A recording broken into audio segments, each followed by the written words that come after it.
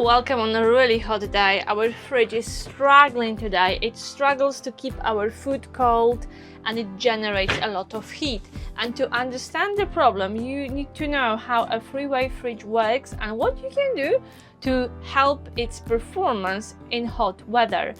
Everyone is struggling today, including our fridge, but there are ways around it and you can support your fridge to make sure your food and drinks stay cold in your caravan, even in the summer. So give this video a like and stick around to find out how this fridge works and what you can do to support it in hot weather. It is a fridge, but it works more like a kettle and it uses heat to cool things. Yeah, it sounds crazy, but that's the reality of a freeway fridge. But let's start with the name before I explain the principle of an absorption fridge. A freeway fridge is called that way because it can be powered in three ways. It can be powered by electrics, 230 volts, 12 volts when you are towing your car, and you can run on gas. In short, unless you have a very new caravan, this is not the same type of fridge you will have at home, because at home we have compressor fridges, which are more efficient in hot weather, but they cannot run on gas. And for this reason, most of caravans, especially older vans made before 2017, they have absorption fridge because they can operate on gas. We are on a seasonal pitch, we are connected to the mains, so we use 230 volts today. If we were towing the fridge, we would switch to the 12 volt power, but this is mostly to maintain the temperature of the fridge, and it's not very efficient and it draws a lot of power. So this setting is recommended when you are towing, and obviously when you are on off-grid you will use gas. 10 minutes ago I put our temperature sensor, which normally we keep outside, I put it in the fridge to check the temperature for you guys. So at the moment it's showing 13, plus 13, which is worrying. I hope it is lower and that it will drop. Plus 29, this is the temperature in our caravan. So we will see how this baby does in another 10 minutes. Righto, so how does this fridge works and why does it have to heat before it cools? It sounds crazy, but it's actually really clever the way this fridge operates. Inside there is a boiler, and imagine this kettle is a boiler and it contains a mix of chemicals, a liquid containing ammonia. So for the fridge to work, the boiler needs to be heated up, so you need to apply heat to turn ammonia into gas, into fumes, just like water in your kettle. Heated ammonia turns into gas. It turns into fumes, which are transported to a condenser where they are collected and they turn into liquid again. And during this process, the cold is generated. So it is pure chemistry.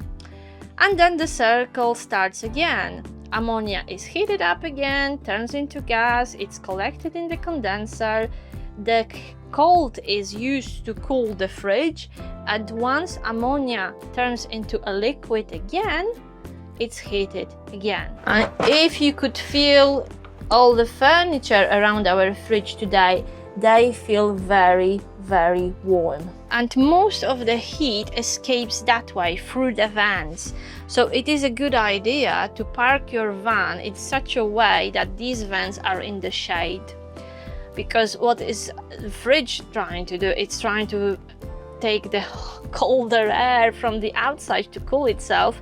And obviously on a hot day like this, and especially that this is in our awning, which is getting super hot, cooling the fridge and making sure that heat can escape is really difficult. So of course the first thing is to make sure that those vents are uncovered, they are clean.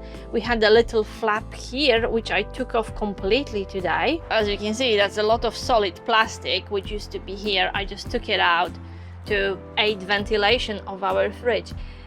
Another thing which you can do to help the fridge in hot weather is installing an extra fan at the back of your fridge to aid circulation and getting rid of the heat. The fridge is cooling if it can get rid of the heat generating during this absorption process. So if there is a problem with cooling the whole unit, the fridge will not be so efficient. Luckily, there are ways you can do to support your fridge. And the first one is not overloading it, to make sure that the cold air can circulate around your food.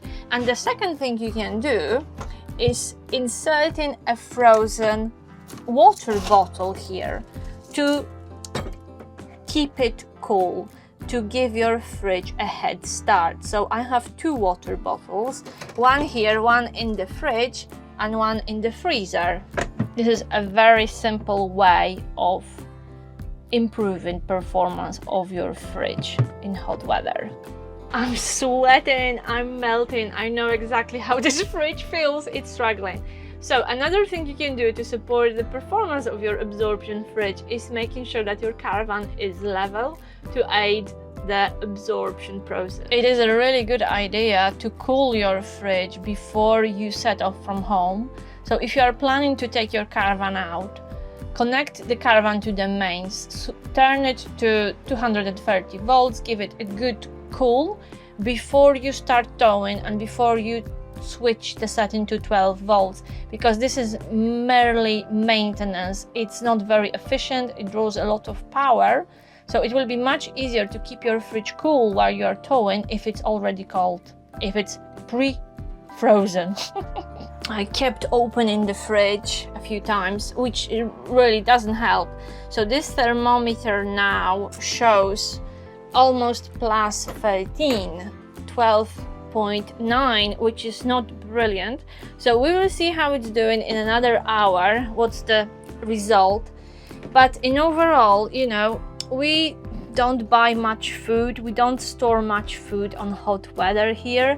We try to avoid buying meat and meat products, and it's really a struggle in the hot weather. We've been thinking about getting rid of this fridge and buying a domestic compressor fridge which will only run on electricity, which is fine when we are here on a campsite, but the minute we hitch our caravan to the car and we want to travel, we want to be off-grid, we might have to use gas, and then a compressor fridge is useless.